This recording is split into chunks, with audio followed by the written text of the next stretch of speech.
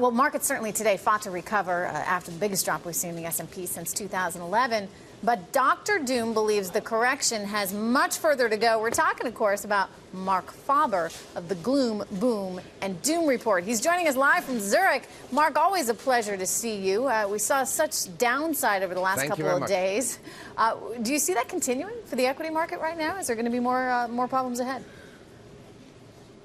Well, right now, equities, bonds and gold are very oversold, and they can easily rally. On the S&P, we could rally like 40, 50 points, but I do not expect a new high.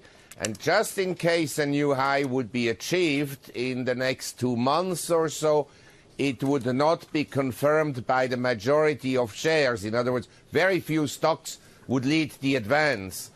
In terms of bonds, they're also incredibly oversold, and whereas sentiment about equities is actually still rather positive, and all these super bulls still predict the market to continue to rise into 2014, 2015, in bonds and in gold, sentiment is by historical standards incredibly negative. In other words, as a contrarian, I would rather buy bonds and gold than equities. Yeah, but if in fact Mr. Bernanke means what he says, Mark, and he's going to start tapering sooner rather than later, isn't that going to send yields higher? What? If you say that if he means what he says, then you believe in Father Christmas. He said if the economy does not meet the expectations of the Fed in 1 year's time, they will consider additional measures. In other words, if the economy hasn't essentially fully recovered by mid-2014, more QE will be forthcoming. And as I said already 3 years ago, we're going to go with the Fed to QE 99.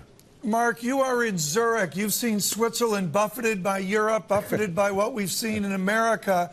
One of the themes here this week has been the deflation or disinflation of Europe.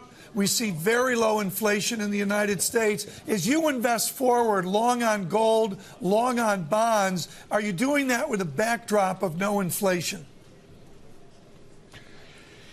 Well, I think investors have a misconception about what inflation is, because it's essentially an increase in the quantity of money and credit. And we have wage deflation in the world, in real terms for sure.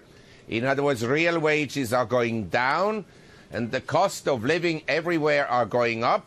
That's why you have social unrest in North Africa, in the Middle East, in Turkey, in Brazil, and it will spread because the average person on the street hasn't participated in the huge asset inflation that has been going on in high-end properties, in Mayfair properties, Fifth Avenue, Madison Avenue, Hamptons, and in equities, and until recently in bonds and commodities. Well, you know what they say, economic uncertainty breeds political uncertainty. You know, Mark, earlier in the show we spoke with Laszlo Barini, and he's had some pretty choice words that you could say about gold. I'd like you to take a listen to this, and I want to hear your reaction. Are you short gold? Are you short the gold miners? It's our biggest short. It's our biggest short. And it has been for 18 months. Okay, Mark, you heard him. It's his biggest short right now, gold. What do you say? Well, to that I respond. There are many people out there, they never owned an ounce of gold in their lives. They were bearish about gold at $300, bearish about gold at $700, bearish about the stock market in 2009 when the S&P was at 666. Now they're bullish about stocks and they're still bearish about gold. Now, the commercial hedgers, these are professional miners, mining companies, and people involved in gold trading. Right. They have the lowest short exposure since 2001, when gold was at $300. Similarly, in the silver market, the commercial hedgers, again, the professionals, have the lowest short exposure since 2001. I rather bet on the commercial miners, the commercial hedgers, than on some forecaster who knows about the future of prices as little as I know. Right. The only thing I know is that I want to own some physical gold because I don't want to be all my assets in financial assets. I want you to address the one-way play in America. I want to come out of the rarefied atmosphere of Dr. Faber.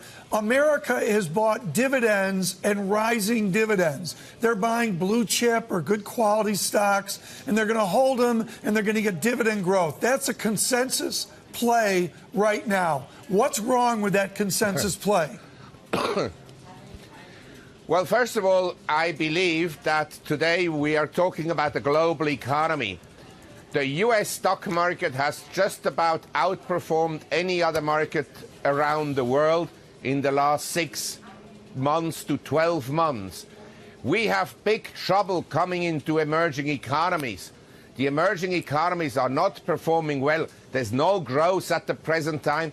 The Chinese economy, maximum is growing at 4% per annum.